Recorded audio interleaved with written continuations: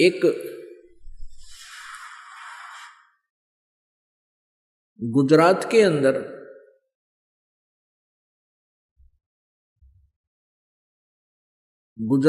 एक भरूच शहर है, भरूच डिस्ट्रिक्ट, और भरूच डिस्ट्रिक्ट से 12 किलोमीटर लगभग एक मंगलेश्वर गांव है, और वहां पर ये नर्मदा नदी एक टापू बना देती है। जमीन का एक 800-900 एकड़ का जो क्षेत्र है, उसके चारों तरफ से यानी दोनों तरफ से जाके आगे मिल जाती है, उसको अपने घेरे में डाल रखा है, उसको टापू बोलते हैं। तो उसके अंदर 30-40 घरों का गांव था। पहले छोटे छोटे झोपड़ियां हुआ करती थी और जल का आसरा लेकर ही वो वहां रहा करते थे। तो उसके अंदर उस टापू में अर्थात 800-900 एकड़ जो जगह थी, वहां पर 30-40 घरों का एक गांव था, और उसमें जीवा दत्ता नाम के 2 ब्राह्मण भाई रहा करते थे, और भी ब्राह्मण परिवार थे उसमें। अब वो जीवा और तत्वा, उसको दत्ता भी बोल देते, तय को दय भी बोल देते। तो हम संत लैंग्वेज में जीवा और दत्ता बोलते हैं। वो बहुत परमात्मा के चाहने वाले थे। परमात्मा की चाह के अंदर वो इतने मगन थे कि जगह जगह जाते थे, संतों के सत्संग सुना करते थे। अब जहां भी वो जाते थे तो ये बताया जाता था कि गुरु बिन मोक्ष नहीं हो सकता, और फिर ये भी कहते थे कि पूरा गुरु हो, क्योंकि परमेश्वर कबीर जी से भयभीत होकर के वो सभी संत, मंडलेश्वर, ब्राह्मण, ऋषि ये शब्द भी कहने लगे थे कि अभी गुरु पूरा हो, पूरे बिना बात बने कोई नहीं।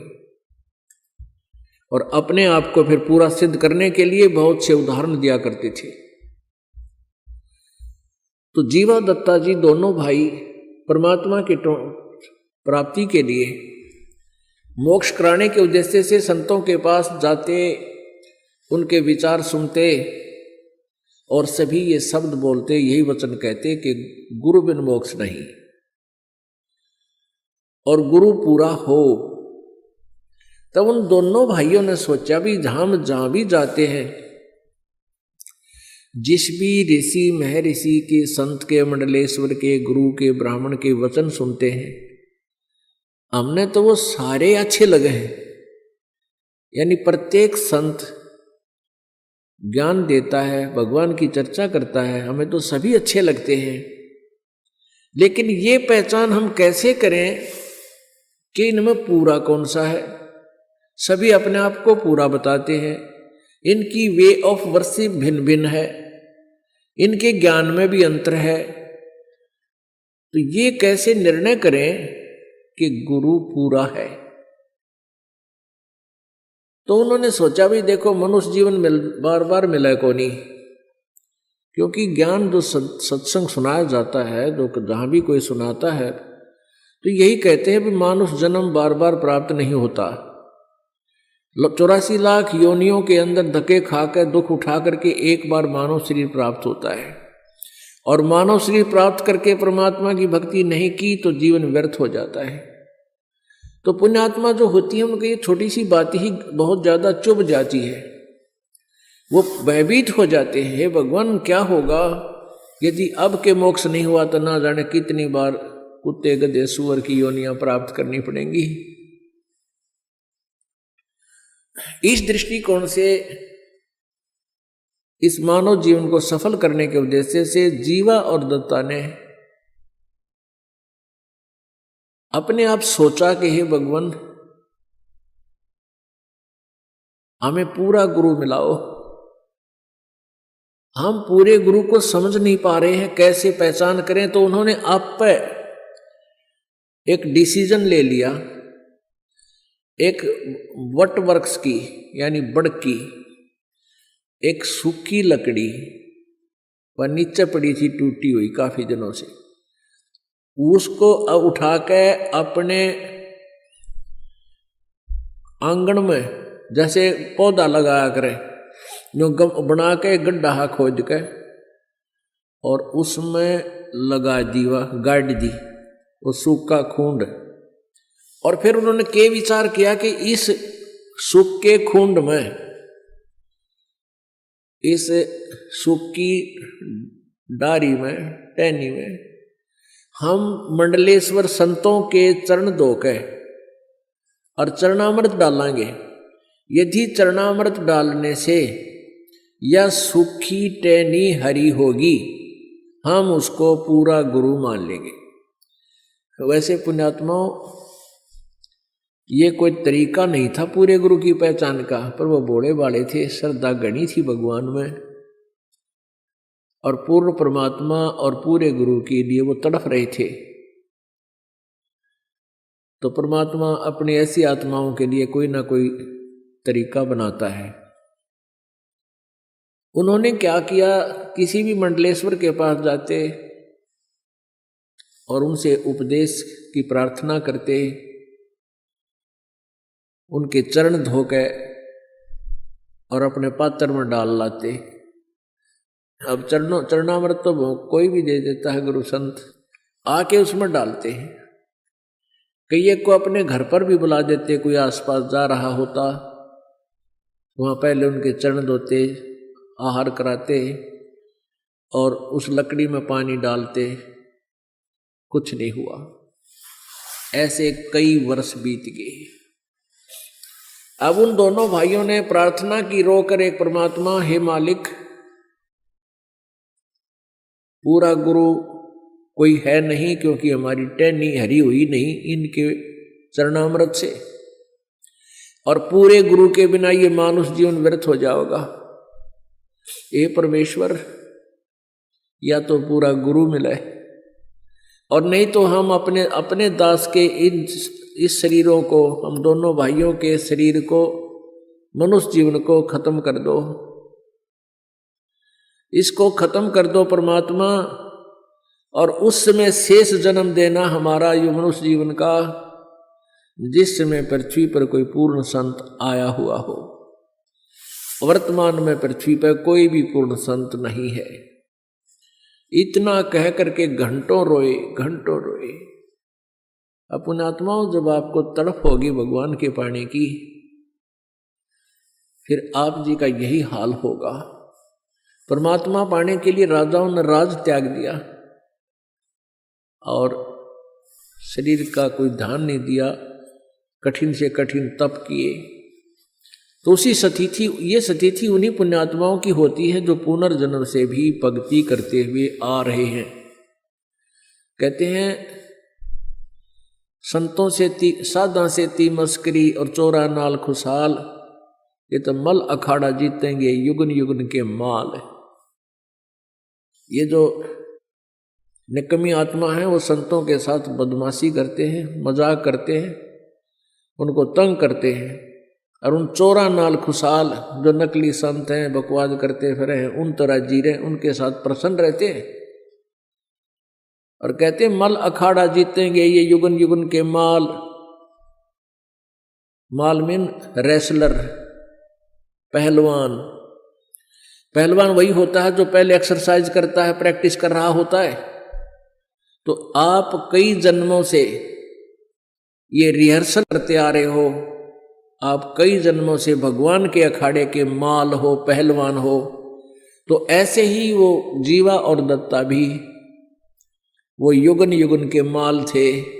उन्हीं में ये प्रेरणा होती है परमात्मा के पाने की। जैसे मीराबाई युगन युगन की माल थी, ना समाज देखा, केवल भगवान देखा, चाहे कुछ भी हो, मारो चाहे छोड़ो। तो ये माल होते, ये पहलवान थे मालिक के पाड़े के और सफल हुए। ऐसे ही जीवा दत्ता वो युगन युगन के युगा युगा से वो पहलवानी यानी भक्ति करते हुए आ रहे थे, और उस भक्ति ने फिर अंगड़ाई ली पिछली पुण्य ने, और बहुत तड़पते 6 महीने तक लगभग फिर रोते रहे ए भगवान, या तो ये शरीर छूट जा या कोई संत मिलाओ मालिक। एक दिन क्या हुआ, परमेश्वर कहते हैं सोचल छिदर मैं करूं अपने जन के काज, गोता मारूं स्वर्ग में जा बैठूं पाताल, कहे कबीर ढूंढता फिरूं अपने हीरे माणिक लाल। लाल ने को ढूंढने के लिए मालिक वहां पहुंच गए। दोपहर के समय उनकी उस झोपड़ियों में यानी उसकी गली में चले जा रहे हैं। अब जीवा बाहर आया। जीवा ने देखा कि एक संत आ रहा है। उसने अपने भाई से जाकर कहा कि भाई, एक संत आ रहा है, आपकी आज्ञा हो तो उसे बुला लाऊं। अब दत्ता ने कहा कि भाई, आपने देख लिया, मंडलेश्वरों को भी देख लिया हमने, इनके पास कुछ नहीं है, और क्यों जख्म नया करे और कई दिन रोना पड़ेगा, कुछ ना पावे इनके पास। अब वो क्या देखा कि वो परमात्मा उनके गली के उनके घर के आगे से आगे को चले गए, जैसे किसी का घर पूछ रहे हों, ढूंढ रहे हों।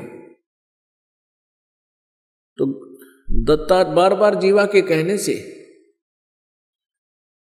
दत्ता बाहर गया। जीवा बड़ा भाई था दत्ता का। दत्ता ने बार बार कहा, जीवा आपकी आज्ञा हो तो मेरा ऐसा दिल करे है इस संत ने बुला लिया हूं मैं।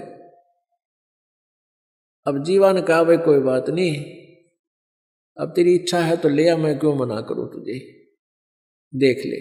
वो वापस गए तो परमात्मा फिर वापस आ रहे हैं उनके घर की तरफ, वापस जैसे घर गांव से बाहर जाने वाले हों।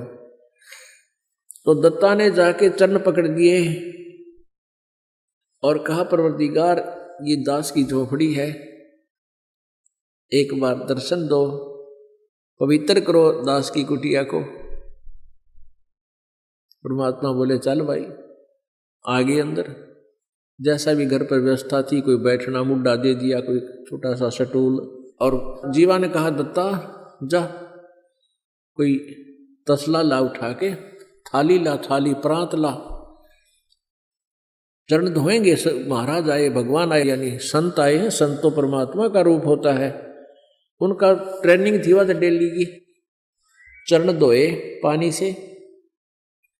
और जीवा ने कहा, था दत्ता, संतों के चरणामृत को कहीं ऐसे वैसे नहीं डालना चाहिए, वहां पौधे में डाल दिए, उसमें पौधे में। अच्छा जी। अब दत्ता ने जाकर वो ज्यों ही पानी डाला उस तसले से, प्रांत से, जैसा जिसमें पात्र में डाल रखा था, और पानी डालते डालते ही कोपल फूट आई उस वट वृक्ष की टहनी के। बोलो सतगुरुदेव की जय।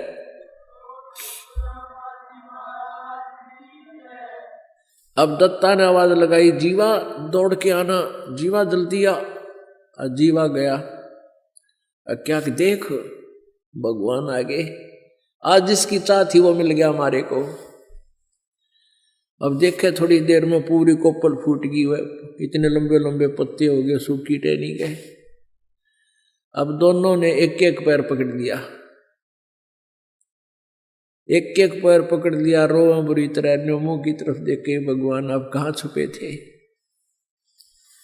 हे परमात्मा आप कहाँ छुपे थे, हमने तो सोच लिया था कि ये जीवन बर्बाद होगा, और यही प्रार्थना करते थे, भगवान या तो इस जीवन हमारा अंत कर दे, इस मनुष्य जीवन का, फिर दे देना जीवन, फिर जन्म देना मालिक, जब कभी परम संत यहाँ आए हों। हमने सोच लिया था इस पृथ्वी पर कोई संत नहीं रहा।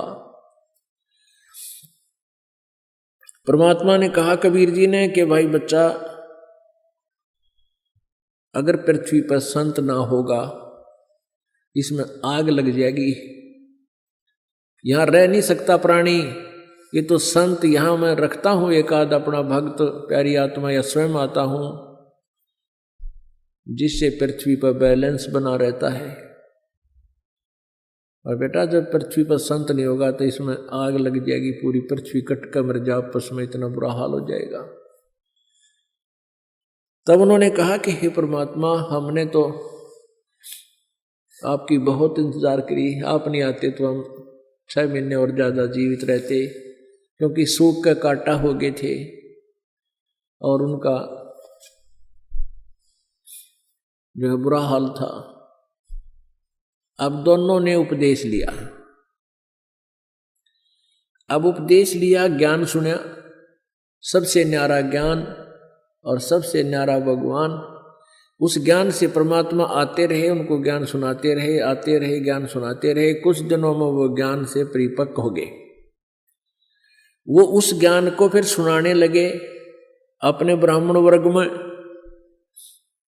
अब ब्राह्मण वर्ग तो राम और कृष्ण तो परमानने को नहीं, शिव जी तो ज्यादा किसी की सुने नहीं, भैरव भूत की भी पूजा करवावे। अब उन्होंने पूछा भी तुमने गुरु कौन बना लिया, ऐसा नास्तिक जो ब्रह्मा विष्णु महेश से भी अलग कोई भगवान बताता है। तो उन्होंने बताया कि बनारस में, काशी में हमारे यानी परमात्मा ही आए हुए हैं, वो पूर्ण ब्रह्म है, पूर्ण परमात्मा है। कबीर जी, परमात्मा आएंगे तुम्हें मिलवाएंगे। तो परमेश्वर फिर आगे अपने भक्तों को संभालने के लिए जीवा दत्ता ने गांव वालों से कहा कि आ जाओ, आज भगवान आए हैं। अब ज्ञान तो सुना नहीं, शुरू से ही पूछने लगे तू कौन है, तेरी जाति क्या है। वो ब्राह्मण लोग बोले तूने हमारे भाइयों को, हमारे धर्म के लोगों को मिसगाइड कर दिया है, तू मुसलमान है या क्या है। परमात्मा ने कहा जात ना पूछो संत की, पूछ लीजिए ज्ञाने, मोल करो तलवार का, पड़ी रहने दो म्यान। लेकिन नहीं माने। परमात्मा ने कहा भी मैं जुलाहा हूं और कबीर मेरा नाम है और काशी में रहता हूं। वैसे मेरा मूल ठिकाना सतलोक है। अब सतलोक उनने सुना नहीं कदे, वो सतलोक ने समझे कि कहने लगे अच्छा धानक है तू, धानक है? कहाँ पक्का धानक हूं भाई, सारी सृष्टि की रचना बनाने वाला भी मैं ही धानक हूं और कपड़े बुनने वाला यहां पर भी मैं धानक हूं। सब उठकर चले गए। फिर उनका एक मीटिंग हुई, पंचायत हुई। कहने लगे भाई जीवा दत्ता को जाति से डाल दो, ये तो धानक का चेला बन गया, इसने तो हमारे जाति का नाश कर दिया, एक शूद्र का चेला बन गया, हम कहाँ मुंह दिखाएंगे। उनने कर दिया फैसला, सुना दिया फरमान कि जीवा और दत्ता का आपस में भाईचारा बंद, ओका पानी बंद और कोई नहीं बात करे इन तय। सब जगह चिट्ठी लिख कर भेज दी। अब दोनों बहुत दुखी हो गए, लेकिन ज्ञान ऐसा है परमात्मा का, सारा संसार रुष्ट हो जावे, ये मार्ग नहीं छूट सकता। फिर वो माल थे, मीराबाई की तरह युगन युगन के माल थे, पहलवान थे, और माल वही हो जो सबने ढा दे। तो उनको कोई यूं तो हुई कोई होता गया गलत, फिर कोई बात ना, परमात्मा चाहिए हमने, वो मिल गया।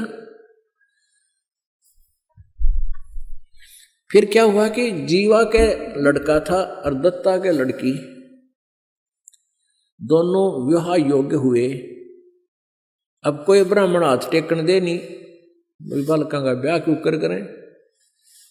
परमात्मा आए, चिंता व्यक्त की कि प्रभु ऐसे ऐसे समस्या आ गई हमारे सामने। वैसे तो आपके दास समर्पित हैं, आपके बच्चे भी ज्ञान को समझ चुके हैं, ऐसी तो कोई बात ही नहीं है, हमारे बिना ब्याह रह जाएंगे तो भी कोई दिक्कत नहीं हमने। आपके ज्ञान से हमें प्राप्त ज्ञान हो गया, पता लग गया कि 1 लाख पूत 1.25 लाख नाती, उस रावण का दीवान बाती। इस वंश चला के देख ले, 1 लाख बेटे थे रावण का, को दीवा लावणिया भी कोई ना, वंश शेष रहा नहीं, या तो सब ने जाना है।